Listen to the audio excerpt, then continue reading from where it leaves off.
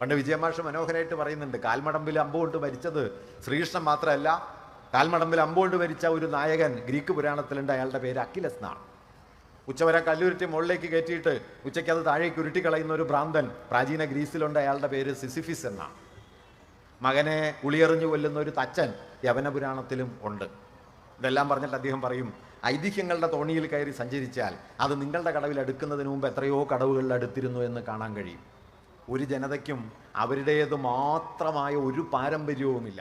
എന്ന് കേട്ടാൽ ഇന്ന് ഇന്ത്യയിലെ മഹാഭൂരിപക്ഷം ആളുകളെ സംബന്ധിച്ചും അവരെല്ലാം വർഗീയവാദികളാവണമെന്നില്ല. ടിപ്പു സുൽത്താൻ എന്ന് കേട്ടാൽ മഹാഭൂരിപക്ഷം ആളുകളെ സംബന്ധിച്ചും ഹിന്ദു ദേവാലയങ്ങളെ കൊള്ളയടിക്കുകയും ഹിന്ദുക്കളെ മതം മാറ്റുകയും ചെയ്ത മതഭ്രാന്തനാണ് എന്ന പരിവേഷമാണുള്ളത്. പഴശ്ശി രാജാവ് എന്ന് കേട്ടാലോ? പഴശ്ശി രാജാവ് എന്ന് കേട്ടാൽ ബ്രിട്ടീഷുകാർക്കെതിരെ ഇന്ത്യയിൽ ധീരോദാത്തമായ സമരം നടത്തിയ പോരാളിയാണ്. ഞാൻ ആ സമരത്തെ മാനിച്ചുകൊണ്ട് തന്നെ പറയട്ടെ, ടിപ്പു ബ്രിട്ടീഷുകാർക്കെതിരെ യുദ്ധം ചെയ്യുന്ന സമയത്ത് ടിപ്പുവിനെതിരെ കമ്പനിയോടൊപ്പം ചേർന്ന് ടിപ്പുവിനെതിരെ യുദ്ധം ചെയ്ത ആളായിരുന്നു പഴശ്ശി. കമ്പനി അല്ലായിരുന്നു പഴശ്ശിയുടെ പ്രശ്നം. കമ്പനിയാണ് പ്രശ്നം എന്ന് കരുതി ഒരൊറ്റ പോരാളി അന്ന് ഇന്ത്യയിലുള്ളൂ, അയാളുടെ പേര് ടിപ്പു സുൽത്താനാണ്. ബ്രിട്ടീഷുകാർക്ക് മുമ്പിൽ ഒരു കാരണവശാലും ഒത്തുതീർപ്പിന് തയ്യാറാവാതെ തുടക്കം മുതൽ അവസാനം വരെ ബ്രിട്ടീഷ് വിരുദ്ധമായി പടപൊരുതിയ ഒരാളായിരുന്നു ടിപ്പു എന്ന കാര്യം ഇന്ന് ആരെങ്കിലും ഓർക്കുന്നുണ്ടോ? ഇന്ത്യൻ ഭരണഘടനയുടെ കയ്യെഴുത്ത് പ്രതിയിലെ 16ാമത്തെ അധ്യായത്തിന്റെ മുകളിൽ വരച്ചു ചേർത്തിട്ടുള്ള ചിത്രം ടിപ്പു സുൽത്താൻ്റെതാണ്. തിരഞ്ഞെടുക്കപ്പെടുന്ന അംഗങ്ങൾക്ക് ദൈവനാമത്തിലോ ദൃഢപ്രതിജ്ഞയോ എടുക്കാൻ അവകാശമുണ്ടെന്നും തീരുമാനിച്ചു കഴിഞ്ഞു. ഇതിനെല്ലാം ശേഷം ഇനി ഭരണഘടന ദൈവനാമത്തിൽ ആരംഭിക്കുക സാധ്യമല്ല, അതുകൊണ്ട് താങ്കൾ ഇത് പിൻവലിക്കണം എന്ന് ആവശ്യപ്പെട്ടു. കാമത്ത് വഴങ്ങിയില്ല. ബംഗാളിൽ നിന്നുള്ള ഒരു വനിതാ അംഗം പൂർണിമ ബാനർജി, ഇന്ത്യൻ ഭരണഘടനാ അസംബ്ലിയിൽ 15 സ്ത്രീകളാണ് ആകെ ഉണ്ടായിരുന്നത്. അതിൽ 3 പേര് കേരളത്തിൽ നിന്നുണ്ട്. ദാക്ഷായണി വേലായുധൻ, അമ്മു സ്വാമിനാഥൻ, ആനി മസ്ക്രീൻ, ഇങ്ങനെ 3 പേര് കേരളത്തിൽ നിന്നുണ്ട്. അതിൽ പൂർണിമ ബാനർജി എന്ന ബംഗാളിൽ നിന്നുള്ള വനിതാംഗം കാമത്തിനോട് പറഞ്ഞു, താങ്കൾ ഈ ഭേദഗതി പിൻവലിക്കണം, അല്ലെങ്കിൽ ഇത് വോട്ടിനിടേണ്ടി വരും. വോട്ടിനിടുക എന്ന് പറഞ്ഞു കഴിഞ്ഞാൽ ദൈവത്തെ വോട്ടിനിടുന്ന ഏർപ്പാടാണ്. അതുകൊണ്ട് ദൈവത്തെ വോട്ടിനിടുന്നത് ദൈവത്തിനും നല്ലതല്ല, നമുക്ക് നല്ലതല്ല, അതുകൊണ്ട് പിൻവലിക്കണം എന്ന് പറഞ്ഞു. കാമത്ത് പിൻവലിച്ചില്ല. അവസാനം വോട്ടിനിട്ടു. വോട്ടിനിട്ട് 63 വോട്ട് നാട്ടുകാർക്ക്, 42 വോട്ട് ദൈവത്തിനും കിട്ടി. അങ്ങനെ വോട്ടിനിട്ട് തീരുമാനിച്ചു, ഈ രാജ്യം ദൈവത്തിൻ്റെതല്ല, ഈ രാജ്യം നമ്മൾ 2 പേര് കവിതയാക്കി. അന്യജീവൻ ഉതകി സ്വജീവിതം ധന്യമാക്കും അമലേ വിവേകികൾ എന്ന് കുമാരനാശാൻ അതിനെ കൊണ്ടുവന്നു. ഉള്ളൂരാണത് ഗംഭീരായിട്ട് സംഗ്രഹിച്ചത്. അടുത്തു നിൽപ്പോർ അനുജന നോക്കാൻ അക്ഷികളില്ലാത്തോർക്ക് അരൂപനീശ്വരൻ അദൃശ്യനായാൽ അതിലെന്താശ്ചര്യം എന്നാണ്. അതുകൊണ്ട് ദൈവത്തെ കാണാനുള്ള വഴി ഇത് ഉള്ളൂർ മാത്രം കൊണ്ടുവന്നതല്ല, അല്ലെങ്കിൽ ഗുരു മാത്രമായിട്ട് കൊണ്ടുവന്നതല്ല. ബുദ്ധൻ മുതൽ ആരംഭിക്കുന്ന ഒരു ബദൽ സാംസ്കാരിക ധാരയുണ്ട്, ബദൽ ജീവിത വീക്ഷണമുണ്ട്. ആ വീക്ഷണത്തിന്റെ കേന്ദ്രം ബുദ്ധൻ അവതരിപ്പിച്ചത് മൈത്രി എന്ന സങ്കല്പമാണ്. മൈത്രി അദ്ദേഹം പറയുന്നുണ്ട്, ഈ മൈത്രിയെ 4 വാക്യങ്ങളിൽ അദ്ദേഹം വിശദീകരിക്കുന്നുണ്ട്. സർവ്വചരാചരങ്ങളോടുമുള്ള നിരുപാധികമായ സ്നേഹം, എല്ലാറ്റിലേക്കും തുറന്നിരിക്കുന്ന മനസ്സ്, തനിക്ക് കൈവന്ന ആഹ്ലാദം മുഴുവൻ ആളുകൾക്കും കൈവരണമെന്ന സമർപ്പണ ബുദ്ധി, ആരോടുമുള്ള വിദ്വേഷമില്ലായ്മ, ഇതാണ് മൈത്രി. ഇൻക്ലാബ് സിന്ദാബാദ് എന്ന മുദ്രാവാക്യം. 2 ജയ് ഹിന്ദ് എന്ന മുദ്രാവാക്യം. ഇൻക്ലാബ് സിന്ദാബാദ് എന്ന മുദ്രാവാക്യം നിങ്ങൾക്കറിയുമല്ലോ. അത് എഴുതിയത് കമ്മ്യൂണിസ്റ്റ് നേതാവായിരുന്ന ഹസ്രത് മൊഹാനിയാണ്, മൗലാന ഹസ്രത് മൊഹാനിയാണ്. ഈ മൊഹാനിക്ക് വേറൊരു പ്രാധാന്യം കൂടിയുണ്ട്. കോൺഗ്രസ് സമ്പൂർണ്ണ സ്വാതന്ത്ര്യം എന്ന പ്രമേയം 1930 അംഗീകരിക്കുന്നതിന് 10 കൊല്ലം മുമ്പ് 1921 ചേർന്ന അഹമ്മദാബാദ് കോൺഗ്രസ് സമ്മേളനത്തിൽ അന്നത്തെ 1920 രൂപപ്പെട്ട കമ്മ്യൂണിസ്റ്റ് പാർട്ടിയുടെ ആശയങ്ങളെ മുൻനിർത്തിക്കൊണ്ട് സമ്പൂർണ്ണ സ്വാതന്ത്ര്യം എന്ന പ്രമേയം കമ്മ്യൂണിസ്റ്റ് പാർട്ടിക്ക് വേണ്ടി അവതരിപ്പിക്കുന്നത് മൊഹാനിയാണ്. മൊഹാനിയുടെ ആ നിർദ്ദേശം പക്ഷെ അന്ന് അതിനെതിരെ സംസാരിച്ച ഒരാളേ ഉള്ളൂ, അത് ഗാന്ധിജിയാണ്. ഗാന്ധിജി അതിനെതിരെ സംസാരിക്കുകയും ഈ പ്രമേയം തള്ളിപ്പോവുകയും ചെയ്തു. കോൺഗ്രസിന്റെ ചരിത്രം എഴുതിയ പട്ടാഭി സീതാരാമയ്യ പിന്നീട് അതേക്കുറിച്ച് പറയുന്നത്, ഇന്ന് തിരിഞ്ഞു നോക്കുമ്പോൾ എന്തിനാണ് ഗാന്ധിജി ആ പ്രമേയത്തെ എതിർത്തത് എന്ന കാര്യത്തിൽ നമുക്ക് ആശ്ചര്യം തോന്നും. എങ്കിലും ഗാന്ധിജി എതിർക്കാണ് ചെയ്തത്. ഞാനിത് പറയാൻ കാരണം എന്താണെന്ന് വെച്ചാൽ, കമ്മ്യൂണിസ്റ്റുകാർക്ക് സ്വാതന്ത്ര്യ സമരത്തിൽ എന്താണ് പങ്ക് എന്നൊക്കെ ഇപ്പം ധാരാളം ചോദ്യങ്ങൾ പലയിടത്തും കേൾക്കാറുണ്ട്. ഒരു കാര്യം പറഞ്ഞു എന്നേ ഉള്ളൂ, പൂർണ്ണ സ്വാതന്ത്ര്യം എന്ന സങ്കല്പം ദേശീയ പ്രസ്ഥാനം അംഗീകരിക്കുന്നതിന് 10 കൊല്ലം മുമ്പ് ഈ മുദ്രാവാക്യം രാഷ്ട്രീയമായി ഉന്നയിച്ചത് കമ്മ്യൂണിസ്റ്റുകാരാണ് എന്ന കാര്യം. അർത്ഥത്തിൽ ഇന്ത്യൻ ദേശീയതയുടെ ശത്രു ആര് എന്ന് നിങ്ങൾ സൂക്ഷ്മമായി ആലോചിച്ചാൽ 1920 മുതൽ ഇന്ത്യയിൽ വികസിച്ചു വന്ന മതനിരപേക്ഷവും സാമ്രാജ്യ വിരുദ്ധവുമായ ജനകീയ ദേശീയതയുടെ ശത്രുപക്ഷത്ത് ഉണ്ടായിരുന്ന സുപ്രധാന ശക്തിയാണ് ഹിന്ദുത്വം, ഹൈന്ദവ ഫാഷിസം എന്ന് നിങ്ങൾക്ക് കാണാൻ കഴിയും. അവർ മറുഭാഗത്ത് പ്രതിഷ്ഠിക്കാൻ ശ്രമിച്ചത് ദേശീയതയെ ഒരു മതാധിഷ്ഠിത രാഷ്ട്രസങ്കല്പത്തിലേക്ക് കൊണ്ടുവരാൻ. ഈ ശ്രമത്തിൽ തങ്ങൾ നേരിട്ട ഏറ്റവും വലിയ ശത്രുക്കളിൽ ഒരാളായിരുന്നു എന്നതുകൊണ്ടാണ് ഗാന്ധി അവരുടെ മുഖ്യ എതിരാളിയായി തീർന്നത്. എന്തുകൊണ്ടാണ് ഗാന്ധി ഇന്ത്യൻ ദേശീയ പ്രസ്ഥാനത്തിൽ ഫാഷിസ്റ്റ് ഹൈന്ദവ ശക്തികളുടെ ഏറ്റവും വലിയ ശത്രുവായി തീർന്നത് എന്ന കാര്യം കൂടി നാം ഇവിടെ ഓർക്കേണ്ടതുണ്ട്. അതിൻ്റെ അടിസ്ഥാന കാരണം ഗാന്ധി 1915 ഇന്ത്യയിൽ തിരിച്ചെത്തുന്ന സമയത്ത് ഇന്ത്യൻ ദേശീയ പ്രസ്ഥാനം താരതമ്യേന മന്ദാവസ്ഥയിലാണ്. തിലകൻ അറസ്റ്റ് ചെയ്യപ്പെട്ട് കഴിഞ്ഞു. ദേശീയ പ്രസ്ഥാനം പല നിലയിൽ സ്തംഭിച്ചു നിൽക്കുന്നു. ധാരാളം വൈരുദ്ധ്യങ്ങൾ വരുന്നു. 1915 ഇന്ത്യയിലെത്തിയ ഗാന്ധി, അപ്പോഴേക്കും അദ്ദേഹത്തിന് 45 വയസ്സോളം കഴിഞ്ഞു. 45 വയസ്സ് കഴിഞ്ഞു. 1869 ഗാന്ധി ജനിക്കുന്നത്. 2 പതിറ്റാണ്ടിനുള്ളിൽ തന്നെ 889 അദ്ദേഹം ലണ്ടനിലേക്ക് നിയമം പഠിക്കാൻ പോയി. 3 വർഷത്തെ നിയമപഠനം കഴിഞ്ഞ് 92 അദ്ദേഹം ഇന്ത്യയിൽ തിരിച്ചെത്തി. പിന്നീട് അദ്ദേഹം ദക്ഷിണാഫ്രിക്കയിൽ പോയി. അവിടെ ഏതാണ്ട് 2 പതിറ്റാണ്ട് കാലം കഴിഞ്ഞ് ആണ് അദ്ദേഹം 1915 ഇന്ത്യയിൽ തിരിച്ചെത്തുന്നത്. ഇന്ത്യയിൽ തിരിച്ചെത്തിയതിന് ശേഷം ഗാന്ധി ഇന്ത്യ മുഴുവൻ കാണുകയും ആ കാലത്താണ് അദ്ദേഹം തൻ്റെ മേൽവസ്ത്രം ഉപേക്ഷിക്കാനായിട്ട് തീരുമാനിക്കുന്നത്. 1919 അദ്ദേഹം 19 20 മധുരയിൽ വെച്ചാണ് അദ്ദേഹം തൻ്റെ മേൽവസ്ത്രം ഉപേക്ഷിക്കാൻ തീരുമാനിക്കുന്നത്. ഈ ഘട്ടത്തിൽ അദ്ദേഹം ഇന്ത്യയിൽ ചില സുപ്രധാന സമരങ്ങൾ പുതുതായി ആരംഭിച്ചു. ഗാന്ധിയുടെ നേതൃത്വത്തിൽ ഇന്ത്യയിൽ വികസിച്ചു വന്ന ആദ്യത്തെ പ്രധാനപ്പെട്ട സമരങ്ങളിലൊന്ന് നിങ്ങൾ ശ്രദ്ധിച്ചിട്ടുണ്ടാവും. 1917 ബീഹാറിലെ ചമ്പാരനിൽ ഉയർന്ന സത്യാഗ്രഹമാണ് ചമ്പാരൻ സത്യാഗ്രഹം. എന്തായിരുന്നു ചമ്പാരൻ സത്യാഗ്രഹത്തിൻ്റെ മുദ്രാവാക്യം? ചമ്പാരൻ സത്യാഗ്രഹത്തിൻ്റെ മുദ്രാവാക്യം കർഷകർക്ക് വിളവിന് വില കിട്ടണം എന്നതായിരുന്നു. ഇത് ചെറിയ കാര്യമല്ല. കാരണം അക്കാലം വരെ ഇന്ത്യയുടെ രാഷ്ട്രീയ സമരമുഖങ്ങളിൽ എവിടെയും കർഷകർ എന്ന് പറയുന്ന ഒരു സാമൂഹ്യ വിഭാഗമോ അവരുടെ അവകാശാധികാരങ്ങളോ ഒരു സുപ്രധാനമായ സമരമുദ്രാവാക്യമായി ഉയർന്നിട്ടില്ല. നാടുവാഴുത്ത അധികാരികൾക്ക് അവരുടെ അവകാശങ്ങൾ തിരിച്ചു കിട്ടണമെന്ന് പറഞ്ഞ് സമരങ്ങൾ നടക്കുന്നുണ്ട്. പഴശ്ശിയെപ്പോലുള്ള ആളുകൾ സമരം ചെയ്യുന്നുണ്ട്. അല്ലെങ്കിൽ പല നിലയിലുള്ള സമരങ്ങൾ. ഞാനതിനെയൊന്നും തള്ളിപ്പറയല്ല. പഴശ്ശിയുടെ പോരാട്ടം ധീരോദാത്തമായിരുന്നു. പഴശ്ശിയുടെ പോരാട്ടത്തിൻ്റെ ധീരോദാത്തതയെ അംഗീകരിക്കുമ്പോൾ തന്നെ 1857 ഒന്നാം സ്വാതന്ത്ര്യ സമരം എന്ന് മാർക്സ് അടക്കമുള്ള ആളുകൾ വിശേഷിപ്പിച്ച പ്രക്ഷോഭത്തിൻ്റെ മഹിമയെയും ധീരോദാത്തതയെയും ഒക്കെ മാനിക്കുമ്പോൾ തന്നെ നാം ഓർക്കേണ്ട കാര്യം അതെല്ലാം മധ്യകാല നാടുവാഴുത്തത്തിൻ്റെയും ഭൂപ്രഭുത്വ അധികാരങ്ങളുടെയും പുനഃസ്ഥാപനം ലക്ഷ്യം വെച്ചുകൊണ്ടുള്ള സമരങ്ങളാണ്. നമ്മുടെ വേലുത്തമ്പി ആകട്ടെ, അല്ലെങ്കിൽ പഴശ്ശിരാജാവാകട്ടെ, പാലിയത്തച്ഛനാകട്ടെ, ഇവരൊക്കെ ഉയർത്തിയ സമരങ്ങളുടെ കേന്ദ്രം ബ്രിട്ടീഷുകാർ ഇന്ത്യ വിടുക എന്നതോ കോളനി അധികാരത്തിൽ നിന്ന് ഈ രാജ്യത്തെ മോചിപ്പിക്കുക എന്നതോ അല്ല. മറിച്ച് തങ്ങളുടെ നാടുവാഴുത്ത അധികാരത്തെ പുനഃസ്ഥാപിക്കുക.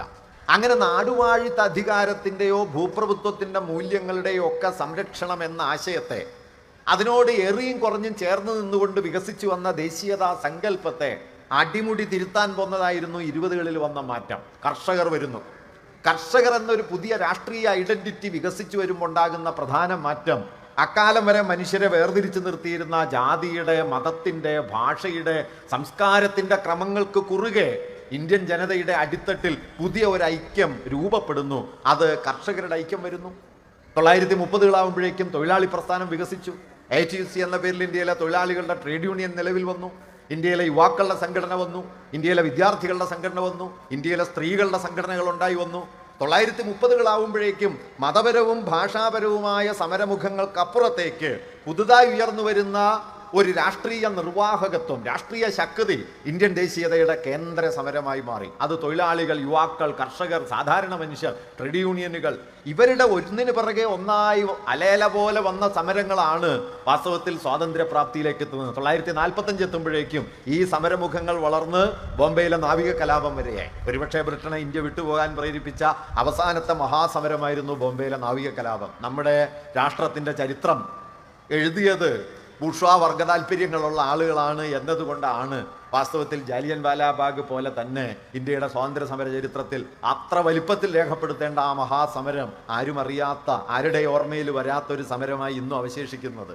ആയിരക്കണക്കിന് ആളുകൾ വധിക്കപ്പെട്ട ബ്രിട്ടീഷ് സൈനിക സംവിധാനത്തിനകത്ത് ബ്രിട്ടീഷ് വിരുദ്ധമായ കലാപം പൊട്ടിപ്പുറപ്പെട്ട സുപ്രധാനമായൊരു സന്ദർഭമായിരുന്നു 45 നാവിക കലാപം. ഞാൻ പറഞ്ഞു വരുന്നത്, ഇങ്ങനെ 20കൾ മുതൽ 47 സ്വാതന്ത്ര്യപ്രാപ്തി വരെയുള്ള 3 പതിറ്റാണ്ടെടുത്താൽ അതിനു മുമ്പ് ഇന്ത്യയിൽ ഉയർന്നു വന്ന സ്വാതന്ത്ര്യത്തെയും രാഷ്ട്രത്തെയും സംബന്ധിച്ച ഭാവനകളിൽ നിന്ന് വളരെ വ്യത്യസ്തമാണ്.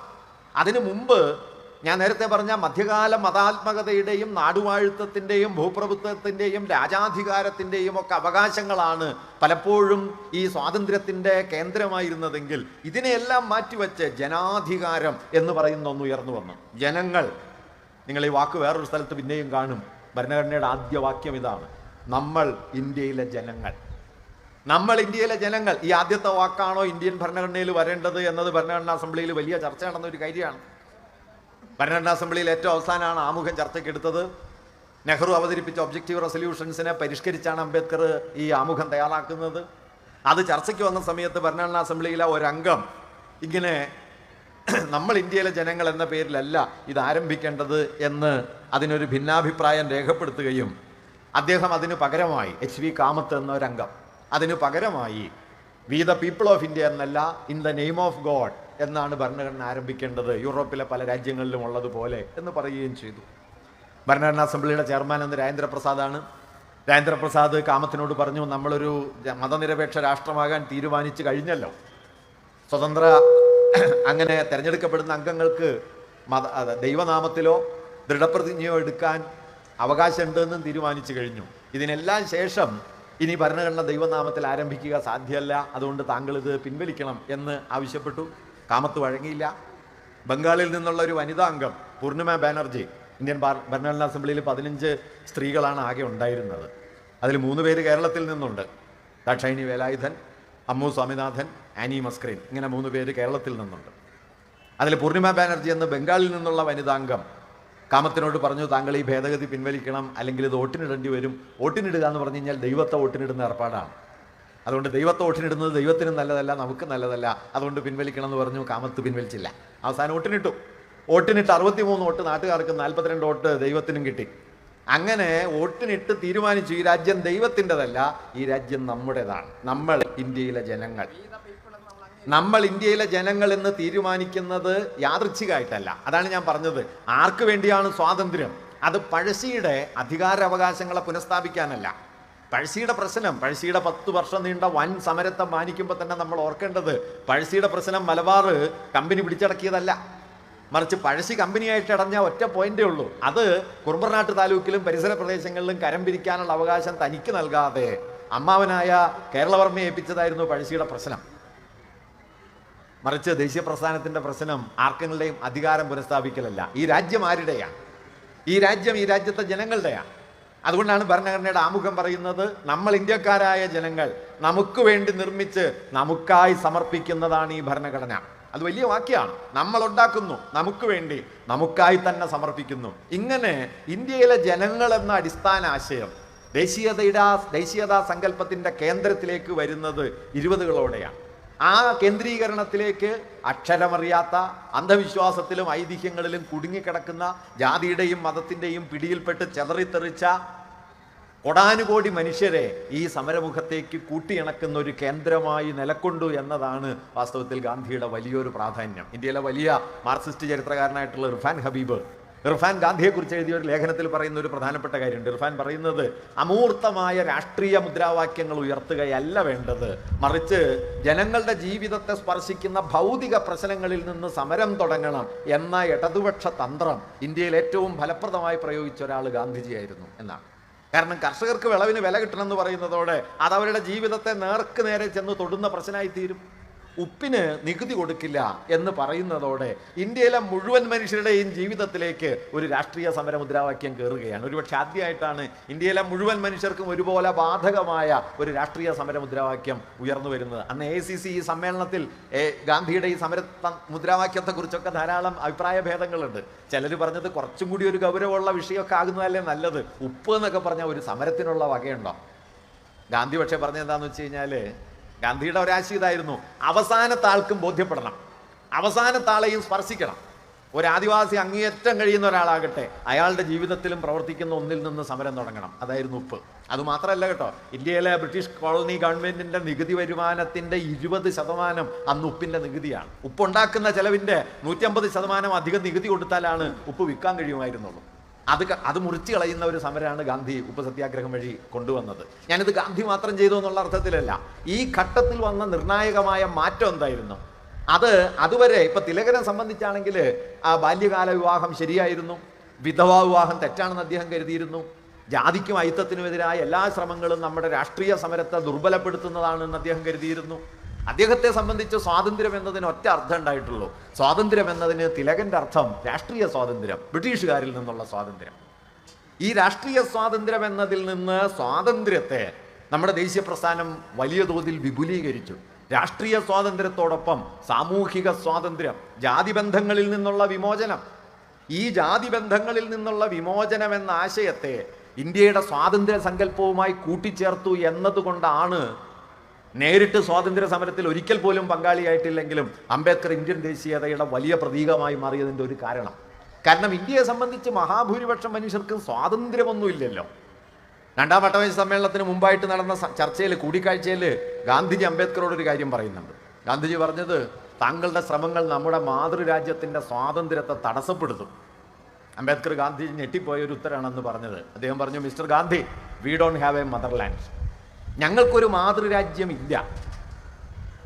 ഈ മാതൃരാജ്യം നിങ്ങളുടെയാണ്, അധകൃതൻ്റെ അല്ല. വഴി നടക്കാൻ അവകാശമില്ലാത്ത, പൊതുക്കിണറ്റിൽ നിന്ന് വെള്ളം എടുക്കാൻ അവകാശമില്ലാത്ത, വിദ്യാലയങ്ങളിൽ കുഞ്ഞുങ്ങളെ ചേർക്കാൻ വയ്യാത്ത, പകൽ വെളിച്ചത്തിൽ ഇറങ്ങി നടക്കാൻ പോലും അവകാശമില്ലാത്ത മനുഷ്യർക്ക് എന്ത് മാതൃരാജ്യം? ഇത് വലിയൊരു ചോദ്യമായിരുന്നു. ഈ ചോദ്യം ഗാന്ധിയെ അടിമുടി ഒലച്ചു കളഞ്ഞ ചോദ്യമാണ്. അതിന് പിന്നാലെയാണ് ഗാന്ധിജി ഐത്തോച്ചാടനത്തിനെ തൻ്റെ പ്രധാനപ്പെട്ട രാഷ്ട്രീയ കാര്യപരിപാടിയാക്കി മാറ്റുന്നത്. ഞാൻ പറഞ്ഞു വന്നത് എന്താണെന്ന് വെച്ചാൽ, എന്താണ് സ്വാതന്ത്ര്യം? അത് ബ്രിട്ടനിൽ നിന്ന് ഇന്ത്യയിലേക്ക് രാഷ്ട്രീയ അധികാരം വരലല്ല, മറിച്ച് ജാതിബന്ധങ്ങളിൽ നിന്നും അതിൻ്റെ മർദ്ദനങ്ങളിൽ നിന്നും സമൂഹത്തെ മോചിപ്പിക്കലാണ്. മറുഭാഗത്ത് ഇന്ത്യയിലെ മുഴുവൻ മനുഷ്യർക്കും തുല്യാവകാശവും തുല്യാധികാരവും ഉറപ്പുവരുത്തലാണ്. അതുകൊണ്ട് സ്വാതന്ത്ര്യം എന്നത് ഒരു തൃത്വ സങ്കല്പമാണെന്നും അതിൽ രാഷ്ട്രീയ സ്വാതന്ത്ര്യം പോലെ തന്നെ സാമൂഹിക സ്വാതന്ത്ര്യവും സാമ്പത്തിക സ്വാതന്ത്ര്യവും അടങ്ങിയിരിക്കുന്നുവെന്നും തുല്യാവകാശം സാമൂഹികമായും സാമ്പത്തികമായി തുല്യാധികാരവും ഉള്ള ഒരു ജനതയായി തീർന്നാൽ മാത്രമേ ഈ രാഷ്ട്രത്തിനൊരു ആധുനിക സമൂഹമാകാൻ കഴിയൂ എന്നുമുള്ള വീക്ഷണം 1920-കൾ മുതൽ ഇന്ത്യൻ ദേശീയ പ്രസ്ഥാനത്തിൽ ഉയർന്നു വരുന്നുണ്ട്. അതോടെ അതുവരെ സ്വാതന്ത്ര്യത്തിൻ്റെ സമരത്തിൻ്റെ കേന്ദ്ര ശക്തികളായിരുന്ന പലതും പിൻവാങ്ങി, മധ്യകാല മതാത്മകത പിൻവാങ്ങി, നാടുവാഴുത്ത അധികാരങ്ങൾ എന്ന സങ്കല്പം പിൻവാങ്ങി. പകരം കർഷകർ, തൊഴിലാളികൾ, യുവജനങ്ങൾ, ട്രേഡ് യൂണിയനുകൾ ഇവയൊക്കെ സമരത്തിൻ്റെ കേന്ദ്രത്തിലേക്ക് ഉയർന്നു വരികയും ഇവർ ചേർന്ന് നിൽക്കുന്നതാണ് ഈ രാഷ്ട്രം എന്ന ഒരു സങ്കല്പം പ്രധാനമായി തീരുകയും ചെയ്തു. അങ്ങനെ ജനങ്ങളുടെ ഇന്ത്യ എന്ന അടിസ്ഥാന ആശയത്തെ 1920-കൾ മുതൽ നമ്മുടെ ദേശീയ പ്രസ്ഥാനം ഉയർത്തിക്കൊണ്ടുവരികയും ആ ദേശീയതാ സങ്കല്പം ഇന്ത്യയിലെമ്പാടും പടർന്നു പിടിക്കുകയും പല വേഷത്തിലും പല ഭാഷയിലും പല ദേശങ്ങളിലും ബ്രിട്ടീഷ് വിരുദ്ധമായ സമരത്തിൽ കൈകോർത്ത് നിന്ന് തങ്ങളുടെ ഭേദങ്ങൾക്കപ്പുറം ഒരു ജനത എന്ന ഐക്യബോധം ഉണ്ടായി വരികയും ചെയ്തു. ലളിതമായിട്ട് പറഞ്ഞാൽ, മതപരമായ ഒരു സാംസ്കാരിക പാരമ്പര്യത്തിൽ നിന്നല്ല, മറിച്ച് ബ്രിട്ടീഷ് വിരുദ്ധമായ സമരം നൽകിയ സാഹോദര്യബോധത്തിൽ നിന്നാണ് ആധുനിക ഇന്ത്യയുടെ രാഷ്ട്രീയമായ ദേശീയമായ ഉള്ളടക്കം വന്നത്. ഈ ദേശീയ ഉള്ളടക്കവും ഹിന്ദുത്വ ഫാഷിസവും തമ്മിൽ എന്താണ് ബന്ധം? ഒരൊറ്റ ബന്ധം മാത്രമാണുള്ളത്.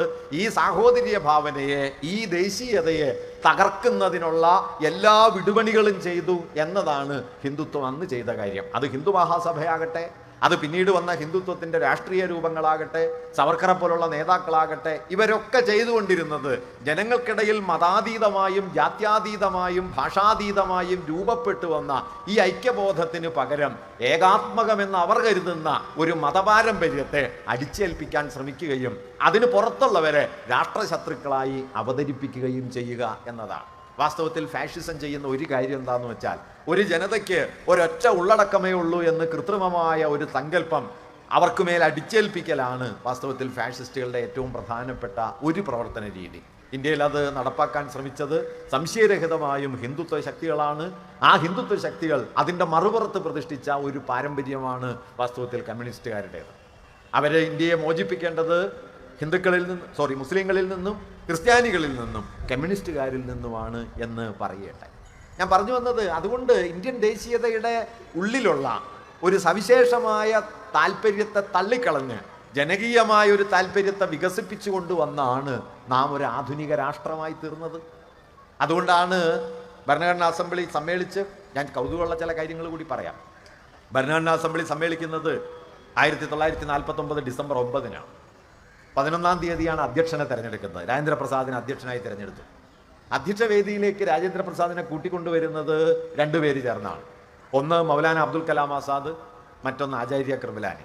ഇവർ 2 പേർ ചേർന്ന് രാജേന്ദ്രപ്രസാദിനെ അധ്യക്ഷ വേദിയിലേക്ക് ആനയിക്കുന്ന സമയത്ത് ഇന്ത്യൻ ഭരണഘടനാ അസംബ്ലിയിൽ മുഴങ്ങിക്കേട്ട 2 മുദ്രാവാക്യങ്ങളുണ്ട്.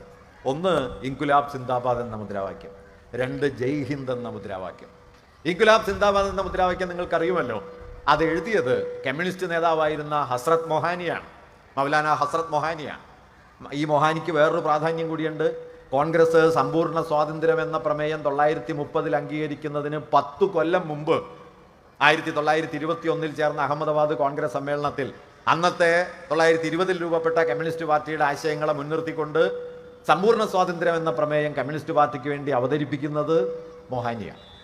മൊഹാനിയുടെ ആ നിർദ്ദേശം പക്ഷെ അന്ന് അതിനെതിരെ സംസാരിച്ച ഒരാളേ ഉള്ളൂ, അത് ഗാന്ധിജിയാണ്. ഗാന്ധിജി അതിനെതിരെ സംസാരിക്കുകയും ഈ പ്രമേയം തള്ളിപ്പോവുകയും ചെയ്തു. കോൺഗ്രസിന്റെ ചരിത്രം എഴുതിയ പട്ടാഭി സീതാരാമയ്യ പിന്നീട് അതേക്കുറിച്ച് പറയുന്നത് ഇന്ന് തിരിഞ്ഞു നോക്കുമ്പോൾ എന്തിനാണ് ഗാന്ധിജി ആ പ്രമേയത്തെ എതിർത്തത് എന്ന കാര്യത്തിൽ നമുക്ക് ആശ്ചര്യം തോന്നും. എങ്കിലും ഗാന്ധിജി എതിർക്കാണ് ചെയ്തത്. ഞാനിത് പറയാൻ കാരണം എന്താണെന്ന് വെച്ചാൽ കമ്മ്യൂണിസ്റ്റുകാർക്ക് സ്വാതന്ത്ര്യ സമരത്തിൽ എന്താണ് പങ്ക് എന്നൊക്കെ ഇപ്പം ധാരാളം ചോദ്യങ്ങൾ പലയിടത്തും കേൾക്കാറുണ്ട്. ഒരു കാര്യം പറഞ്ഞു എന്നേ ഉള്ളൂ, പൂർണ്ണ സ്വാതന്ത്ര്യം എന്ന സങ്കല്പം ദേശീയ പ്രസ്ഥാനം അംഗീകരിക്കുന്നതിന് 10 കൊല്ലം മുമ്പ് ഈ മുദ്രാവാക്യം രാഷ്ട്രീയമായി ഉന്നയിച്ചത് കമ്മ്യൂണിസ്റ്റുകാരാണ് എന്ന കാര്യം. ഭരണഘടനാ അസംബ്ലി വേണമെന്ന ആശയം ഇന്ത്യയിൽ ആദ്യമായി അവതരിപ്പിക്കുന്ന എം എൻ റോയാണ്. 1934 അദ്ദേഹം ഭരണഘടനാ അസംബ്ലി എന്ന ആശയം അവതരിപ്പിച്ചു. 1945 ഇന്ത്യൻ ഭരണഘടനയുടെ ഒരു കരട് സ്വന്തമായിട്ട് അദ്ദേഹം എഴുതി തയ്യാറാക്കുകയും ചെയ്തു. ഇങ്ങനെയൊക്കെയുള്ള ചരിത്രമുണ്ട് ഇന്ത്യൻ ഭരണഘടനയിൽ. ഇതിലൊന്നും ഒരു പങ്കുമില്ലാത്തൊരു വിഭാഗമാണ് ഈ ഹിന്ദുത്വ ശക്തികൾ. ഈ മൗലാന ഹസ്രത്ത് മൊഹാനി തയ്യാറാക്കിയ ഇൻക്വിലാബ് സിന്ദാബാദ് എന്ന മുദ്രാവാക്യം മുഴങ്ങുന്നു. അദ്ദേഹത്തിന് വേറൊരു പ്രാധാന്യം കൂടിയുണ്ട് കേട്ടോ. നിങ്ങൾ ചിലപ്പോൾ കേട്ട് കാണും. നമ്മൾ വളരെ കൂടുതൽ പാടി പ്രസിദ്ധമായി തീർന്ന ഗുലാം അലിയുടെ ഒരു ഗസൽ ഉണ്ടല്ലോ, ചുപ്കെ ചുപ്കെ റാദ്ദിൻ എന്ന ആ ഗസൽ, അത് എഴുതിയതും ഈ മൊഹാനിയാണ്. അദ്ദേഹം വലിയ ഉറുദു കവിയായിരുന്നു. അങ്ങനെ കവിയായിട്ടുള്ള, ഭരണഘടനാ തന്ത്രജ്ഞനായിട്ടുള്ള, രാഷ്ട്രീയ സമര നേതാവായിട്ടുള്ള ഈ മൊഹാനിയുടെ ഇൻക്വിലാബ് സിന്ദാബാദ് എന്ന മുദ്രാവാക്യം മറ്റൊരു മുദ്രാവാക്യമായിട്ട് ഉയർന്നത് ജയ് ഹിന്ദാണ്. അത് സുഭാഷ് ചന്ദ്രബോസിന്റെ അനുയായിയായിരുന്ന സൈനുൽ അബ്ദീൻ അദ്ദേഹത്തിന്റെ നിർദ്ദേശപ്രകാരം ഉണ്ടാക്കിയ ഒരു മുദ്രാവാക്യം. ഇന്ന് ഹിന്ദുത്വ ശക്തികൾ ആഞ്ഞു വിളിക്കുന്ന മുദ്രാവാക്യം ഉണ്ടല്ലോ, ഒരു മുദ്രാവാക്യവും ഭരണഘടനാ അസംബ്ലിയിലില്ല. ഉള്ള 2 മുദ്രാവാക്യങ്ങൾ ഇത് 2 മാത്രമാണ്. ഭാരത് മാതാ കി ജയ് ഇല്ല, മറ്റേതെങ്കിലും വന്ദേ മാതരം ഇല്ല. ഉള്ളത് ഇൻക്വിലാബ് സിന്ദാബാദും ജയ് ഹിന്ദുമാണ്. ഞാൻ പറഞ്ഞത് ഒരു സവിശേഷമായ പാരമ്പര്യമാണ് നമ്മുടെ രാഷ്ട്രമായി തീർന്നത്. ആ രാഷ്ട്ര പാരമ്പര്യത്തിൽ ഒരു പങ്കുമില്ലാത്തവരാണ് ഇന്ന് ഹിന്ദുത്വ ഫാഷിസ്റ്റ് ശക്തികൾ. അതിനെ തകർക്കാൻ ശ്രമിച്ചവരാണ്. നേരത്തെ ഞാൻ പറഞ്ഞതുപോലെ ഹിന്ദു മഹാസഭ അതിൻ്റെ രാഷ്ട്രീയ ലക്ഷ്യങ്ങളിൽ എപ്പോഴെങ്കിലും ബ്രിട്ടനിൽ നിന്നുള്ള ഇന്ത്യയുടെ മോചനം ലക്ഷ്യമാക്കിയിട്ടില്ല, RSS ആക്കിയിട്ടില്ല. പിന്നീട് ഒരു ഘട്ടത്തിലും, എല്ലാ ഘട്ടത്തിലും ബ്രിട്ടനെതിരായ ഇന്ത്യൻ ജനതയുടെ ഐക്യത്തെ തകർക്കുന്നതിനുള്ള ഒരു ഉപകരണമായി പ്രവർത്തിക്കുക എന്നതായിരുന്നു ഹിന്ദുത്വം ചെയ്തുകൊണ്ടിരുന്നത്. ആ ശ്രമത്തിന്റെ പരിസമാപ്തിയിലാണ് ഗാന്ധി വധക്കേസിന്റെ ആസൂത്രകനായി സവർക്കർ മാറിത്തീരുന്നത്. സവർക്കർ ഗാന്ധി വധക്കേസിൽ 9ാമത്തെ പ്രതിയായി തീർന്നു. ഗാന്ധി വധക്കേസിൽ ശിക്ഷിക്കപ്പെട്ട കേസിലെ പ്രതിയായി തീർന്ന 7 പേരുണ്ട്. അതിലൊരാളാണ് മാപ്പുസാക്ഷിയായി പിന്നീട് മാറിയ ദിഗംബർ ബാഡ്ഗെ എന്ന് പറയുന്ന. ദിഗംബർ ബാഡ്ഗെ അക്കാലത്ത് കൊടുത്ത, അദ്ദേഹം മാപ്പുസാക്ഷിയായി. അദ്ദേഹം കൊടുത്ത മൊഴിയിൽ അദ്ദേഹം പറയുന്ന ഒരു കാര്യമുണ്ട്. ഗാന്ധി 1948 ജനുവരി 20 ഗാന്ധിയുടെ പ്രാർത്ഥനാ യോഗത്തിൽ ബോംബെറിയുന്നുണ്ട്. മദൻലാൽ പഹുവ എന്നു പേരായ കൊലപാതക ശ്രമത്തിലെ പങ്കാളികളിൽ ഒരാൾ. അന്ന് ഗാന്ധിയുടെ വധം നടന്നില്ല. 30 വീണ്ടും അദ്ദേഹത്തെ വെടിവെച്ച് കൊല്ലുകയാണ് ചെയ്തത്. ഈ 2 ശ്രമങ്ങൾക്ക് മുൻപും നാരായണ ആപ്തെയും നാഥുറാം ഗോഡ്സെയും താനും സവർക്കറെ പോയി കണ്ടിരുന്നുവെന്നും 48 ജനുവരി 26 അദ്ദേഹത്തെ കാണാൻ ചെന്നപ്പോൾ തന്നെ പുറത്തു നിർത്തി ഇവർ 2 പേരും സവർക്കറെ മുകളിൽ പോയി കാണുകയുണ്ടായി എന്നും, അരമണിക്കൂറിലധികത്തെ ചർച്ചയ്ക്ക് ശേഷം തിരിച്ചു വന്നപ്പോൾ സവർക്കർ അവരോടൊപ്പം വന്ന് വിജയിച്ചു വരൂ എന്ന് ആശീർവാദം നൽകി അവരെ യാത്രയാക്കി എന്നും ബാഡ്ഗെ മൊഴി നൽകിയിട്ടുണ്ട്. ബാഡ്ഗെ സവർക്കറുടെ കുശിനിക്കാരൻ, അദ്ദേഹത്തിൻ്റെ വീട്ടിലെ പാചകക്കാരൻ, അദ്ദേഹത്തിൻ്റെ സഹായി. പിന്നീട് ഇതേ കാര്യം ജസ്റ്റിസ് കപൂർ കമ്മീഷൻ, ഗാന്ധി വധക്കേസിനെ കുറിച്ച് വിപുലമായി അന്വേഷിച്ച കപൂർ കമ്മീഷന് ഈ കാര്യം ശരിവെച്ചുകൊണ്ട് മൊഴി നൽകുകയും ചെയ്തിട്ടുണ്ട്.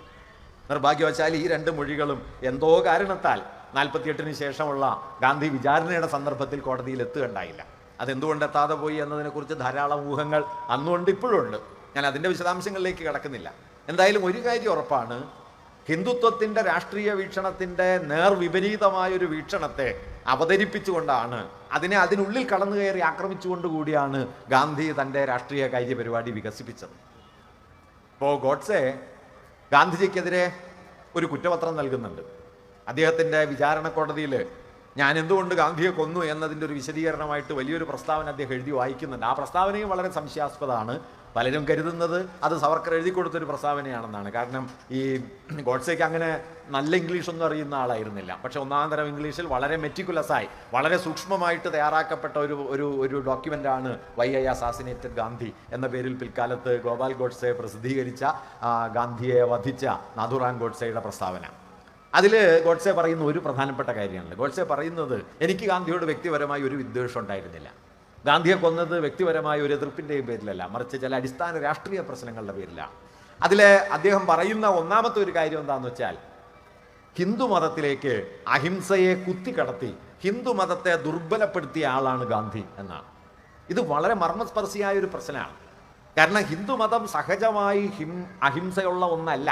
നമ്മളിങ്ങനെ വലിയ തോതിൽ ഇത് അഹിംസയുടെ പാരമ്പര്യമാണെന്നൊക്കെ പറയും എന്നല്ലാതെ ജാതി കൊണ്ടും നാടുവാഴി അധികാരത്തിൻ്റെ കിടമത്സരം കൊണ്ടും രാജാക്കന്മാരുടെ തമ്മിലുള്ള കൂട്ടക്കൊലകൾ കൊണ്ടുമൊക്കെ ഹിംസയുടെ ഒരു ബൃഹത് പാരമ്പര്യം ഇന്ത്യക്കുണ്ട്. അത് സമീപകാലത്ത് അതേക്കുറിച്ച് ഗംഭീരമായൊരു പഠനം നമ്മുടെ ഉപീന്ദർ സിംഗ് എന്ന ചരിത്രകാരി എഴുതിയിട്ടുണ്ട്. പ്രധാനമന്ത്രിയായിരുന്ന മൻമോഹൻ സിംഗിൻ്റെ മകളാണവർ.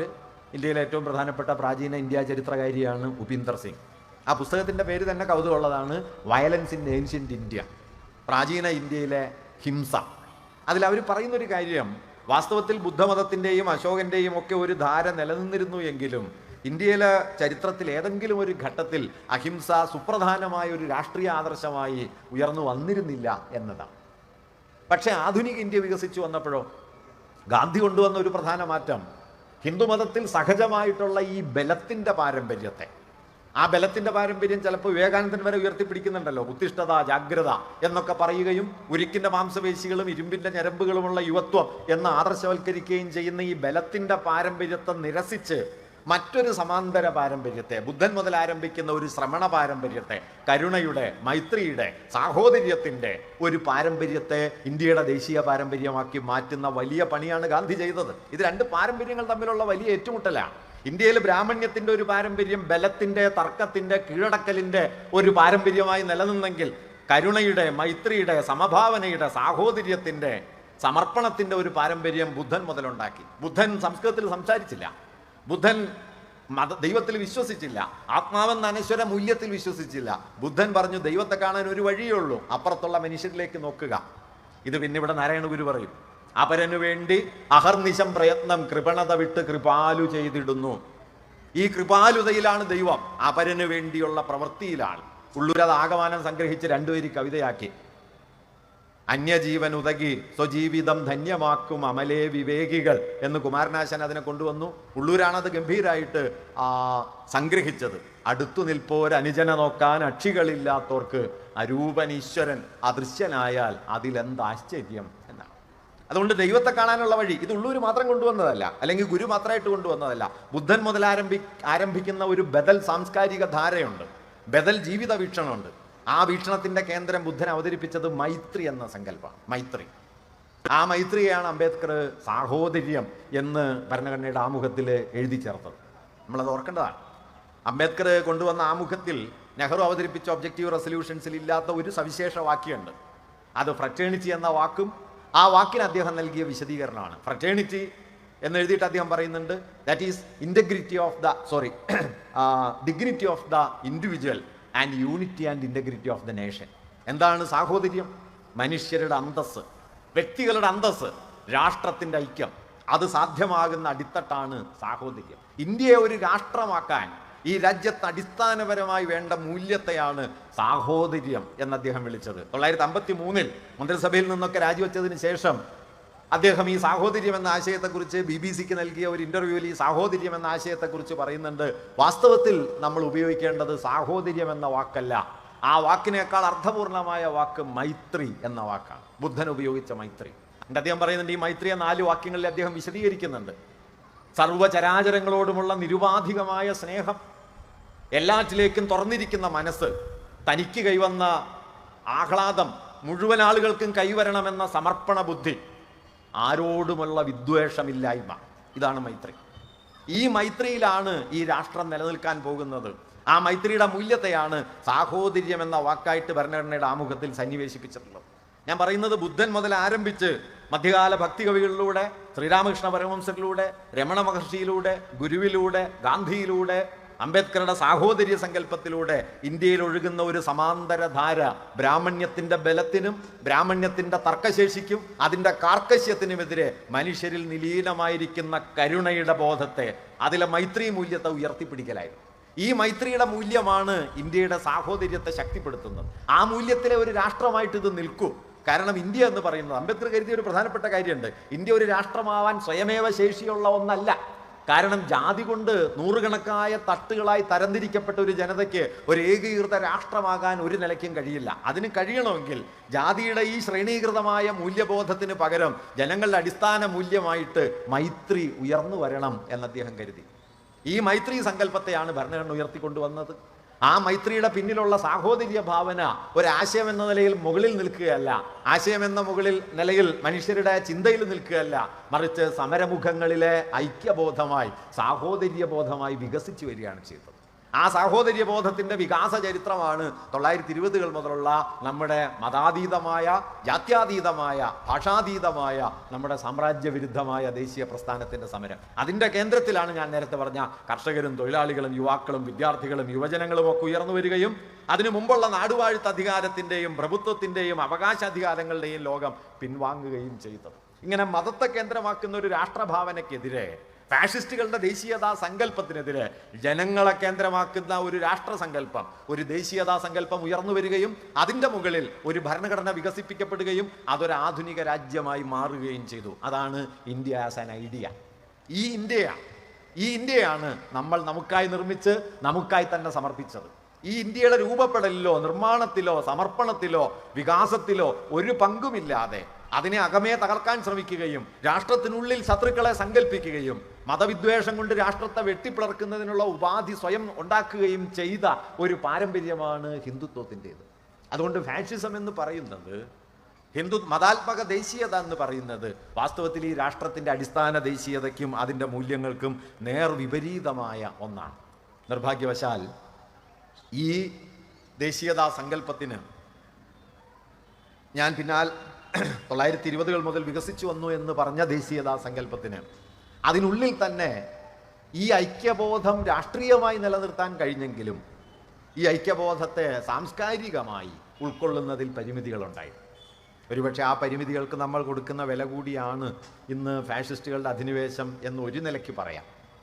കാരണം ഇന്ത്യയുടെ ഭൂതകാലത്തെ, അതിൻ്റെ പാരമ്പര്യത്തെ, അതിൻ്റെ ബഹുത്വത്തിൽ ഉൾക്കൊള്ളാൻ പലപ്പോഴും നമ്മുടെ ദേശീയ ഭാവനയ്ക്ക് കഴിയുണ്ടായില്ല. ഞാനൊരു ഉദാഹരണം പറഞ്ഞാൽ, ഉപനിഷത്തുകളുടെ നാടാണ് ഇന്ത്യ എന്ന് കരുതുന്നത് പോലെ അതിനേക്കാൾ എത്രയോ ബലിഷ്ഠമായി നമുക്ക് പറയാൻ കഴിയുന്ന ഒന്നാണ് ഇന്ത്യ ബുദ്ധൻ്റെ നാടാണ്.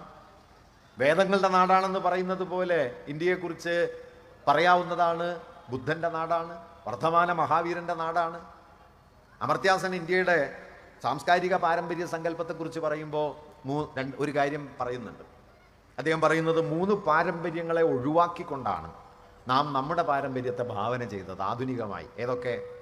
ഒന്ന്, ബ്രാഹ്മണേതരമായ അല്ലെങ്കിൽ വൈദികേതരമായ മതപാരമ്പര്യങ്ങൾ. യഹൂദമതം, ക്രിസ്തുമതം, ഇസ്ലാം, പാഴ്സികൾ, ഇങ്ങനെ എത്രയോ മതങ്ങൾ പല കാലങ്ങളിലായി ഇന്ത്യൻ സംസ്കാരത്തിൽ കൂടിക്കലർന്നു. നാം ജീവിക്കുന്ന ജീവിതത്തിൻ്റെ ക്രമങ്ങളിലേക്ക് നോക്കിയാൽ, നമ്മുടെ പ്രാർത്ഥനകളിലേക്ക് നോക്കിയാൽ, നമ്മുടെ ദൈവസങ്കല്പങ്ങളിലേക്ക് നോക്കിയാൽ ഒക്കെ എത്രയോ മതങ്ങളും പാരമ്പര്യങ്ങളും തമ്മിൽ കലർന്നിരിക്കുന്നതായിട്ട് കാണാൻ കഴിയും. നേരത്തെ പന്ന്യൻ സഖാവ് ഓണത്തെക്കുറിച്ച് പറഞ്ഞു. ഓണത്തിനുള്ളിൽ എത്രയോ ധാരകൾ. മഹാബലിയെ മുൻനിർത്തുന്ന ഒരു ജനകീയ ധാര, വാമനനെ മുൻനിർത്തുന്ന ബ്രാഹ്മണധാര, സംഘകാലം മുതൽ ആരംഭിച്ച കാർഷികോത്സവത്തിൻ്റെ ധാര. എൻ വി കൃഷ്ണവാര്യരെയും കേസരി ബാലകൃഷ്ണപിള്ളയെയും പോലുള്ള ചരിത്രാന്വേഷികളെ സംബന്ധിച്ചാണെങ്കിൽ പ്രാചീന മധ്യേഷ്യയിൽ നിന്ന് പുറപ്പെട്ട ഒരു ദൈവസങ്കല്പത്തിൻ്റെ തുടർച്ച. എൻ വി കൃഷ്ണവാര്യർ പറയുന്നത് പ്രാചീന ബാബിലോണിയയിൽ നിലനിന്ന ഒരാരാധനാ സങ്കല്പത്തിൻ്റെ പിൽക്കാലത്തെ രൂപങ്ങളിലൊന്നാണ് നമ്മുടെ ഓണം എന്നാണ്. തർക്കമൊക്കെ ഉണ്ട്. എന്തായാലും ഞാൻ പറഞ്ഞു വന്നത് എന്താ വെച്ചാൽ, എത്രയോ പാരമ്പര്യങ്ങൾ. പണ്ട് വിജയമാഷ് മനോഹരമായിട്ട് പറയുന്നുണ്ട്, കാൽമടമ്പിൽ അമ്പുകൊണ്ട് മരിച്ചത് ശ്രീകൃഷ്ണൻ മാത്രമല്ല, കാൽമടമ്പിൽ അമ്പുകൊണ്ട് മരിച്ച ഒരു നായകൻ ഗ്രീക്ക് പുരാണത്തിലുണ്ട്, അയാളുടെ പേര് അക്കിലസ് എന്നാണ്. ഉച്ചവരെ കല്ലുരുട്ടി മുകളിലേക്ക് കയറ്റിയിട്ട് ഉച്ചയ്ക്ക് അത് താഴേക്ക് ഉരുട്ടിക്കളയുന്ന ഒരു ഭ്രാന്തൻ പ്രാചീന ഗ്രീസിലുണ്ട്, അയാളുടെ പേര് സിസിഫിസ് എന്നാണ്. മകനെ ഉളിയെറിഞ്ഞു കൊല്ലുന്ന ഒരു തച്ചൻ യവന പുരാണത്തിലും ഉണ്ട്. ഇതെല്ലാം പറഞ്ഞിട്ട് അദ്ദേഹം പറയും, ഐതിഹ്യങ്ങളുടെ തോണിയിൽ കയറി സഞ്ചരിച്ചാൽ അത് നിങ്ങളുടെ കടവിൽ അടുക്കുന്നതിന് മുമ്പ് എത്രയോ കടവുകളിൽ അടുത്തിരുന്നു എന്ന് കാണാൻ കഴിയും. ഒരു ജനതയ്ക്കും അവരുടേത് മാത്രമായ ഒരു പാരമ്പര്യവുമില്ല. മനുഷ്യവംശം പങ്കുവയ്ക്കുന്നു. പങ്കുവയ്പ്പുകൾ, സഹസ്രാബ്ദങ്ങളിലൂടെയുള്ള കൂടിക്കലരലുകൾ. നോക്കൂ, അയോധ്യ എന്ന സ്ഥലം ഇപ്പോൾ ഈ രാമക്ഷേത്രം പണിയുന്ന സ്ഥലം മാത്രമല്ല, അയോധ്യ എന്ന പേരിലൊരു സ്ഥലം തായ്ലൻഡിലുണ്ട്. അവിടെ രാമാരാധനയുണ്ട്. ലോകത്തെ ഏറ്റവും വലിയ രാമായണ കലാരൂപങ്ങൾ അരങ്ങേറുന്ന ഒരു രാജ്യം ഇന്തോനേഷ്യ.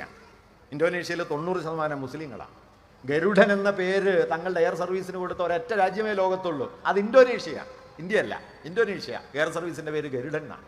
ലോകത്തെ ഏറ്റവും വലിയ ഹിന്ദു ക്ഷേത്രം നിലനിൽക്കുന്നത് കംബോഡിയയിലാണ്, ആങ്കോർ വാട്ട്, ഇന്ത്യയിലല്ല.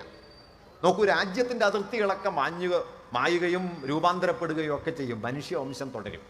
ഈ മനുഷ്യവംശത്തെ കണ്ടിട്ട് വേണം രാജ്യത്തെ കാണാൻ. അതുകൊണ്ടാണ് ടാഗോർ പറഞ്ഞത്, patriotism is not my spiritual shelter, my refuge is humanity. രാജ്യസ്നേഹമല്ല എൻ്റെ അഭയം, മനുഷ്യവംശം. ഈ മനുഷ്യവംശത്തിൽ രാജ്യത്തെ പ്രതിഷ്ഠിക്കാൻ കഴിയണം. അതുകൊണ്ടാണ് ടാഗോറിന്റെ പ്രസിദ്ധമായ ഗീതാഞ്ജലിയിൽ, എവിടെയാണോ ലോകം സങ്കുചിതമായ ഭിത്തികൾ കൊണ്ട് വേർതിരിക്കപ്പെടാത്തത്, സ്വാതന്ത്ര്യത്തിന്റെ ആ സ്വർഗത്തിലേക്ക് എൻ്റെ പിതാവേ എൻ്റെ രാജ്യത്തെ കൂടി ഉയർത്തേണമേ എന്ന പ്രാർത്ഥന വരുന്നത്. ലോകത്തെ എൻ്റെ രാജ്യം കീഴടക്കണം എന്നല്ല, ലോകത്തെ ഏക ശക്തിയായി എൻ്റെ രാജ്യം മാറണം എന്നല്ല, സ്വാതന്ത്ര്യത്തിന്റെ സ്വർഗത്തിലേക്ക് എൻ്റെ രാജ്യത്തെ കൂടി ഉയർത്തേണം. ഏതാണ് സ്വാതന്ത്ര്യത്തിന്റെ സ്വർഗം? Where the veil has not been broken into fragments by narrow domestic walls. ഗംഭീര വാക്യങ്ങളാ. നാരോ ഡൊമസ്റ്റിക് വാൾസ്, ഇടുങ്ങിയ ഗൃഹഭിത്തികൾ കൊണ്ട് വെട്ടിമുറിക്കപ്പെടാത്ത, സങ്കുചിതത്വം അതിർവരമ്പുകൾ വരയ്ക്കാത്ത സ്വാതന്ത്ര്യത്തിന്റെ സ്വർഗം. കേസരി ബാലകൃഷ്ണപിള്ള അക്കാലത്ത് കേരളത്തിൽ ജീവിച്ചിരിക്കുന്നുണ്ട്.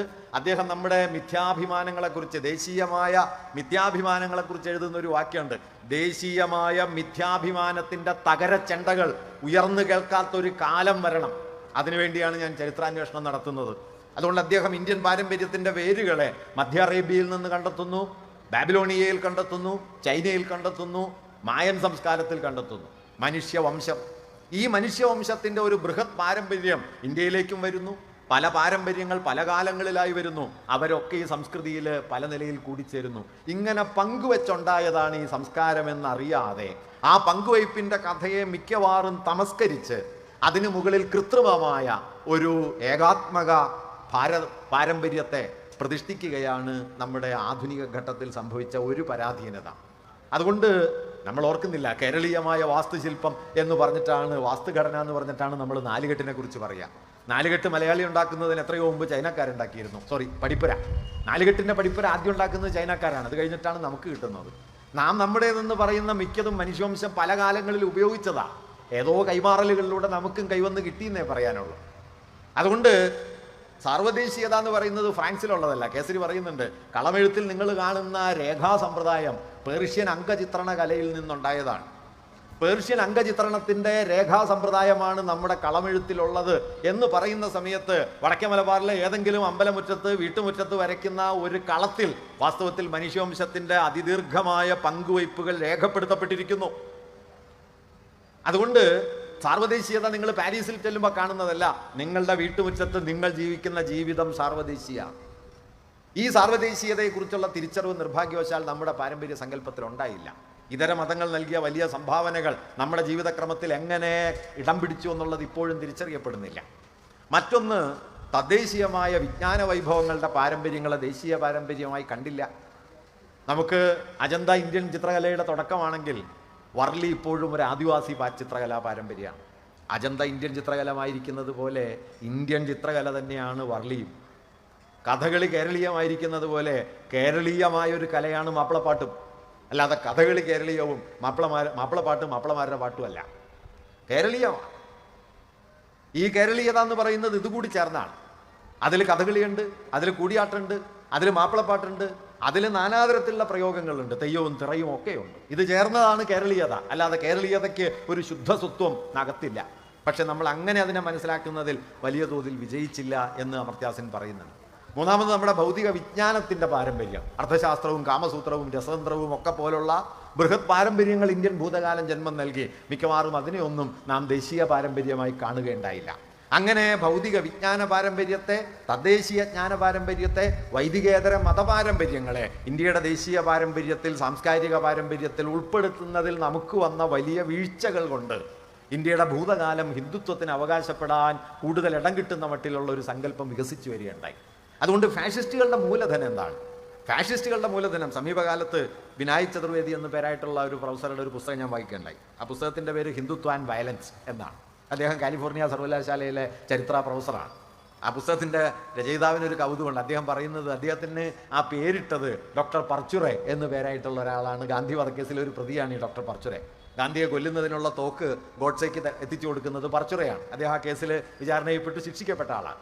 ഈ പർച്ചുറയാണ് സവർക്കറോടുള്ള ഒരു വലിയ സവർക്കറുടെ ആരാധകനായിരുന്നു പർച്ചുറെ സവർക്കറോടുള്ള ഒരു പ്രത്യേക സ്നേഹം കൊണ്ടാണ് ഇദ്ദേഹത്തിന് പേരിട്ട സമയത്ത് വിനായക് ചതുർവേദി എന്ന് പേരിട്ടത്. അങ്ങനെ വിനായക് ഈ സവർക്കറിൽ നിന്ന് വന്ന പേരാണ്. അപ്പോൾ ചതുർവേദി എഴുതുന്നത് എന്തായാലും ഞാൻ ഈ കേസിൽ കുടുങ്ങി, അതുകൊണ്ട് ഞാൻ ഇദ്ദേഹത്തെക്കുറിച്ച് കുറെ കൂടി പഠിക്കാൻ തീരുമാനിച്ചു എന്ന് പറഞ്ഞിട്ട് സവർക്കറുടെ ചരിത്ര ഗ്രന്ഥങ്ങളെക്കുറിച്ചാണ് ആ പുസ്തകം. ആ പുസ്തകത്തിൻ്റെ തുടക്കത്തിൽ സവർക്കറുടെ ഒരു വാക്യം അദ്ദേഹം ഉദ്ധരിച്ച് ചേർക്കുന്നുണ്ട്. ആ വാക്യം ഇങ്ങനെയാണ്: Hindutva is not a word, it is a history എന്നാണ്. ഹിന്ദുത്വം എന്നതൊരു വാക്കല്ല, അതൊരു ചരിത്രമാണ്. ഇത് വളരെ പ്രധാനപ്പെട്ട ഒരു ആശയമാണ്.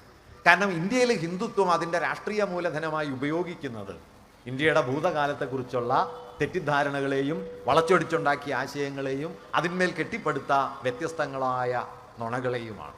നുണകളുടെ ഒരു ബൃഹത് ശേഖരം ഉണ്ടാക്കി ഇന്ത്യൻ ഭൂതകാലത്തെ സാംസ്കാരികമായി അവകാശപ്പെട്ട് ആ അവകാശത്തിൻ്റെ മുകളിലാണ് ഇന്ത്യയുടെ രാഷ്ട്രീയ അധികാരത്തിലേക്ക് ഹിന്ദുത്വം വരുന്നത്. അതുകൊണ്ടാണ് രാഷ്ട്രീയമായി തോറ്റാലും ഹിന്ദുത്വം തോൽക്കാത്തത്. 1984 ഇന്ത്യയിലെ പാർലമെൻറ്റിൽ BJPക്ക് 2 സീറ്റാണുള്ളത്. ആ കാലത്താണ് ഇന്ത്യയിലെ പ്രമുഖനായ ചരിത്രകാരൻ Bipin Chandra communalism in modern India എന്ന പേരിലൊരു ഗ്രന്ഥം എഴുതിയത്. ആ പുസ്തകത്തിൽ അദ്ദേഹം ഒരു ചാപ്റ്റർ യൂസസ് ഓഫ് ഹിസ്റ്ററി എന്ന പേരിൽ എഴുതുന്നുണ്ട്, ചരിത്രത്തിൻ്റെ ഉപയോഗങ്ങൾ എന്ന പേരിൽ. അതിൽ അദ്ദേഹം എഴുതുന്ന ഒരു കാര്യം, ഹിന്ദുത്വത്തിന് പ്രത്യയശാസ്ത്രം എന്ന് പറയാൻ ഒരൊറ്റ കാര്യമേ ഉള്ളൂ, അത് വളച്ചൊടിക്കപ്പെട്ട ഇന്ത്യയുടെ ഭൂതകാല ചരിത്രമാണ്. അത് മാറ്റിവെച്ചാൽ ഹിന്ദുത്വത്തിൻ്റെ ഐഡിയോളജി ഏതാണ്ട് ശുദ്ധശൂന്യമായി തീരും എന്ന് അദ്ദേഹം പറയുന്നുണ്ട്. പക്ഷേ ഈ വളച്ചൊടിക്കപ്പെട്ട ഭൂതകാല ചരിത്രം കഴിഞ്ഞ 1.5 നൂറ്റാണ്ട് കൊണ്ട് ഈ രാജ്യത്തെ ജനങ്ങളുടെ മനസ്സിൽ വേരുപിടിച്ച് അതൊരു രാഷ്ട്രീയ മൂലധനമായി തീർന്നു. ഞാൻ ഒറ്റ ഉദാഹരണം പറയാം.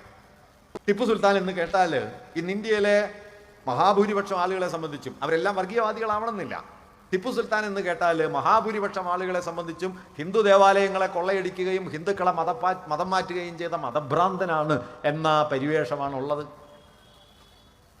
പഴശ്ശി രാജാവ് എന്ന് കേട്ടാൽ ബ്രിട്ടീഷുകാർക്കെതിരെ ഇന്ത്യയിൽ ധീരോദാത്തമായ സമരം നടത്തിയ പോരാളിയാണ്. ഞാൻ ആ സമരത്തെ മാനിച്ചുകൊണ്ട് തന്നെ പറയട്ടെ, ടിപ്പു ബ്രിട്ടീഷുകാർക്കെതിരെ യുദ്ധം ചെയ്യുന്ന സമയത്ത് ടിപ്പുവിനെതിരെ കമ്പനിയോടൊപ്പം ചേർന്ന് ടിപ്പുവിനെതിരെ യുദ്ധം ചെയ്ത ആളായിരുന്നു പഴശ്ശി. കമ്പനി അല്ലായിരുന്നു പഴശ്ശിയുടെ പ്രശ്നം. കമ്പനിയാണ് പ്രശ്നമെന്ന് കരുതി ഒരൊറ്റ പോരാളി അന്ന് ഇന്ത്യയിലുള്ളൂ, അയാളുടെ പേര് ടിപ്പു സുൽത്താനാണ്. ബ്രിട്ടീഷുകാർക്ക് മുമ്പിൽ ഒരു കാരണവശാലും ഒത്തുതീർപ്പിന് തയ്യാറാവാതെ തുടക്കം മുതൽ അവസാനം വരെ ബ്രിട്ടീഷ് വിരുദ്ധമായി പടപൊരുതിയ ഒരാളായിരുന്നു ടിപ്പു എന്ന കാര്യം ഇന്ന് ആരെങ്കിലും ഓർക്കുന്നുണ്ടോ? ഇന്ത്യൻ ഭരണഘടനയുടെ കയ്യെഴുത്ത് പ്രതിയിലെ 16-ാമത്തെ അധ്യായത്തിന്റെ മുകളിൽ വരച്ചു ചേർത്തിട്ടുള്ള ചിത്രം ടിപ്പു സുൽത്താൻ്റെതാണ്. ഈ ടിപ്പു സുൽത്താൻ ഇന്ന് ഇന്ത്യയിലെ രാജ്യദ്രോഹ്യത്തിന്റെ പര്യായമായി അവതരിപ്പിക്കപ്പെടുന്നു. അതിൽ 1-ാമത്തെ ചിത്രം അശോകസ്തംഭമാണ്. ആ അശോകസ്തംഭത്തിലെ ധർമ്മസിംഹങ്ങളാണ്. ആ ധർമ്മസിംഹങ്ങളെയാണ് പാർലമെന്റിന്റെ മുകളിൽ വയ്ക്കുന്ന പുതിയ പ്രതിമയിൽ രൗദ്രസിംഹങ്ങളാക്കിയത്. അശോകന്റെ ശിലാശാസനത്തിൽ ഒരിടത്ത് പറയുന്നുണ്ട്, ഭേരീഘോഷമല്ല ധർമ്മഘോഷം, വിജയത്തിന്റെ ഉദ്ഘോഷങ്ങളല്ല, ധർമ്മത്തെ ഉദ്ഘോഷിക്കല. അങ്ങനെ ധർമ്മത്തെ ഉദ്ഘോഷിക്കുന്ന സിംഹങ്ങളിൽ നിന്ന് അലറുന്ന ക്രൗര്യം നിറഞ്ഞ രൗദ്രസിംഹങ്ങളിലേക്ക് സിംഹത്തെ മാറ്റുന്നു. ആ മാറ്റത്തിന്റെ തുടർച്ചയിൽ വരുന്നതാണ് ഇന്ത്യയിൽ ബ്രിട്ടീഷ് അധികാരത്തിനെതിരെ സമ്പൂർണ്ണമായി പടവരുതിയ ടിപ്പു മറച്ചുവെക്കപ്പെടുന്നു. ഭരണഘടനയിൽ 16-ാമത്തെ ഭാഗത്തിന്റെ മുകളിൽ വരച്ചു ചേർക്കപ്പെട്ട ടിപ്പുവിന്റെ ചിത്രം നിലനിൽക്കെ തന്നെ ടിപ്പു ദേശവിരുദ്ധനാണ് എന്ന് അവതരിപ്പിക്കപ്പെടുന്നു, ഹിന്ദു വിരുദ്ധനാണെന്ന് അവതരിപ്പിക്കപ്പെടുന്നു. മലബാറിലെ ജന്മിമാരെയും മലബാറിലെ ക്ഷേത്ര സങ്കേതങ്ങളെയും ടിപ്പു ആക്രമിച്ചിട്ടുണ്ട്, ഒരു സംശയമില്ല. അതേ ടിപ്പു തന്നെ മൈസൂരിലെ ശൃംഗേരി മഠത്തിന് സഹായം നൽകിയിട്ടുണ്ട്. കാരണം ബ്രിട്ടീഷുകാർക്കെതിരായ യുദ്ധത്തിൽ മൈസൂരിലെ ശൃംഗേരി മഠം, ശൃംഗേരിയിലെ ശങ്കരാചാര്യർ സ്ഥാപിച്ച മഠം, അത് ടിപ്പുവിനൊപ്പമായിരുന്നു. മലബാറിലെ ജന്മിത്താവളങ്ങളും മലബാറിലെ ജന്മിമാരും കമ്പനിക്കൊപ്പമായിരുന്നു. രാഷ്ട്രീയമായി സൈനികമായി രൂപപ്പെടുന്ന സംഘർഷങ്ങളെ ഹിന്ദുത്വം എന്ത് ചെയ്യുന്നു? മതത്തിൻ്റെ യുദ്ധങ്ങളാക്കി മാറ്റുന്നു. ആ മതയുദ്ധങ്ങളുടെ പരിവേഷം അരങ്ങേറുന്നു. അതുകൊണ്ട് ശൃംഗേരി മഠവുമായി സൗഹൃദത്തിലുണ്ടായിരുന്ന ടിപ്പുവിൻ്റെ കഥ ചരിത്രത്തിൽ നിന്ന് മാഞ്ഞു പോകും. കമ്പനിയോടൊപ്പം ചേർന്ന് ടിപ്പുവിനെതിരെ യുദ്ധം ചെയ്ത പഴശ്ശിയുടെ കഥയും മാഞ്ഞു പോകും. അവശേഷിക്കുക ഹിന്ദുക്കളെ വേട്ടയാടിയ മതഭ്രാന്തനായ ടിപ്പു എന്ന ആദ്യം ബ്രിട്ടീഷുകാർ കെട്ടിച്ചമച്ചുണ്ടാക്കിയ, പിന്നീട് ഇന്ത്യയിലെ ഹിന്ദുത്വ ശക്തികൾ ഏറ്റെടുത്ത് പ്രചരിപ്പിച്ച കഥ മാത്രം ബാക്കിയാവും. അത് കഥയായിട്ടല്ല നിൽക്കുക, മറിച്ച് നമ്മുടെ കാലത്തെ വിഭജിക്കാൻ, വെട്ടിപ്പിളർക്കാൻ പോന്ന ഏറ്റവും വലിയ ആയുധങ്ങളിൽ ഒന്നായിട്ട് ഈ കെട്ടുകഥ മാറിത്തീരുകയും ചെയ്യും. അതാണ് ബിപിൻ ചന്ദ്ര പറഞ്ഞത്. ദുർവ്യാഖ്യാനം ചെയ്യപ്പെട്ട, വളച്ചൊടിക്കപ്പെട്ട ഭൂതകാല ചരിത്രം മാറ്റിയാൽ ഹിന്ദുത്വത്തിന് പ്രത്യയശാസ്ത്രപരമായി ഒന്നും ഉണ്ടാവില്ല. പക്ഷെ അത് അത്ര ബലിഷ്ഠാണ്, ആ ബലത്തിലാണ് ഹിന്ദുത്വം രാഷ്ട്രീയമായി പലപ്പോഴും പരാജയപ്പെടാതിരിക്കുന്നത്, അത് തോറ്റാലും തോൽക്കാതിരിക്കുന്നത്. അതുകൊണ്ട് ഫാഷിസ്റ്റ് വിരുദ്ധ സമരത്തെ സംബന്ധിച്ച്, ഒരു കൂട്ടായ്മയെ സംബന്ധിച്ച് നാം ഓർക്കേണ്ട പ്രധാനപ്പെട്ട കാര്യം, ഇന്ത്യൻ ദേശീയതയ്ക്ക് പിന്നിലുണ്ടായിരുന്ന മൗലികമായ സാമ്രാജ്യ വിരുദ്ധതയുടെ ഒരു ദീർഘപാരമ്പര്യം, ബുദ്ധൻ മുതലാരംഭിക്കുന്ന ബ്രാഹ്മണ വിരുദ്ധമായ ഒരു ധാരയിൽ നിന്ന് അതിന് കൈവന്ന ഊർജം, അത് ഇന്ത്യയെ പുതുതായി വിഭാവനം ചെയ്ത് ജനങ്ങളുടെ രാഷ്ട്രം എന്ന നിലയിലേക്ക് അതിനെ വികസിപ്പിച്ചെടുത്തതിൻ്റെ ചരിത്രം അതൊരു ഭാഗത്തും, മറ്റൊരു ഭാഗത്ത് ഇന്ത്യ എന്നത് എത്രയോ പാരമ്പര്യങ്ങൾ ഒത്തുചേർന്ന് പല കാലങ്ങളിലൂടെ കൈകോർത്ത് വികസിച്ചു വന്ന ഒന്നാണ് ഈ രാഷ്ട്രത്തിൻ്റെ പാരമ്പര്യം. അത് ഏകാത്മകമായ ഒരു മതത്തിൻ്റെയോ ഔപനിഷദികമോ വൈദികമോ മാത്രമായ ഒരു ഭൂതകാലത്തിൻ്റെയോ ഉൽപ്പന്നമല്ല എന്ന തിരിച്ചറിവും ആണ്. ഈ തിരിച്ചറിവുകളെ മുഴുവൻ അട്ടിമറിക്കാനാണ് ശ്രമം നടക്കുന്നത്. ഓണത്തെ വാമന ജയന്തി മാത്രമാക്കാനുള്ള ശ്രമം നടക്കുന്നു. ഇന്ത്യയുടെ ഭൂതകാലത്തെ മുഴുവൻ മതവൽക്കരിക്കാനുള്ള ശ്രമം നടക്കുന്നു. അക്ബർ അടക്കമുള്ള ആളുകളെ ഈ രാജ്യത്തിൻ്റെ ചരിത്രത്തിൽ നിന്ന് പുറത്താക്കാൻ ശ്രമിക്കുന്നു. ഡൽഹിയിലെ തെരുവുകൾക്ക് നൽകിയിരുന്ന മുഗൾ ചക്രവർത്തിമാരുടെ പേരുകൾ മുഴുവൻ ഇല്ലാതാക്കി